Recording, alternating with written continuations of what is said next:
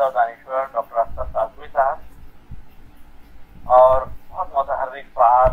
شاعر نقاد اور بہترین استاد ڈاکٹر احمد فضل صاحب،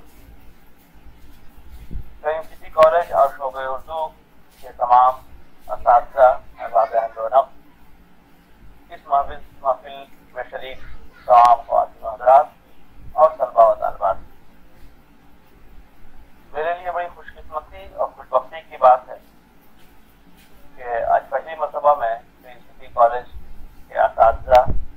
اور وہاں کے طلباء و طالبات سے روبرو ہوں۔ اس کے لیے میں شکر گزار ہوں اور ساتھ ساتھ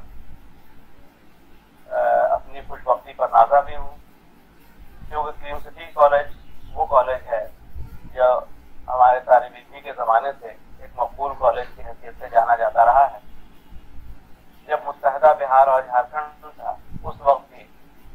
میٹرک کے بعد جو چند کالجز ہماری نگاہوں میں آتے تھے جہاں داخلہ لیا جائے گا، ان میں ایک کریم سٹی کالج تھا، اور آج جب جھارکھنڈ ایک الگ صوبہ ہو گیا ہے، ظاہر ہے اس صوبے کی ایک نمایاں نام کریم سٹی کالج ہے۔ اس لیے میں بہت خوش ہوں کہ آج اس کالج سے وابستہ حضرات سے گفتگو کا موقع ملا ہے۔ جیسا کہ جناب احمد فضل صاحب نے کہا، آج ہماری گفتگو کا موضوع ہے کلیم الدین احمد کی تنقیدی اور تحقیقی خدمات۔ پروفیسر کلیم الدین احمد ایسا نام ہے جس سے شاید ہی کوئی اردو کا طالب علم ناواقف ہو۔ ایک بہت متنوع، کثیر اللحاظ اور گوناگو شخصیت کا نام کلیم الدین احمد ہے، جنہوں نے تنقید، تحقیق، پہلے اردو شاعری کا تنقیدی جائزہ لیا ہے اور اس کی خامیوں کی جانب متوجہ کیا ہے۔ حالی کا مغربی ادب کا مطالعہ جس سطح کا بھی ہو،